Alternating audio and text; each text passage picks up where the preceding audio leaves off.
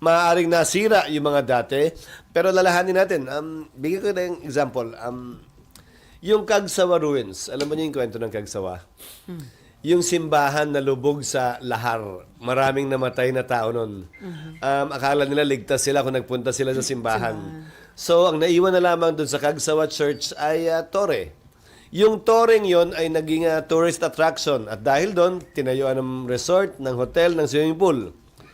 Isang bagyo, mga 2 years ago, nalubog uli lahat yon. Dahil tila nakaligtaan ng ating mga kababayan doon na daanan talaga yan ng lahar mula sa Mayon, nung una pa mang panahon hanggang ngayon. At anumang pagbabagong kailangan gawin kaugnay ng rechanneling ay hindi kayang baguhin yung dating dinadaanan. Ika nga, nature still dictates ng lahar o ng tubig man o ng ating mga ilog. Sir, ang sabi ni Presidente Marcos, dapat daw i-revisit yung kanyang suggestion, i-revisit yung Bicol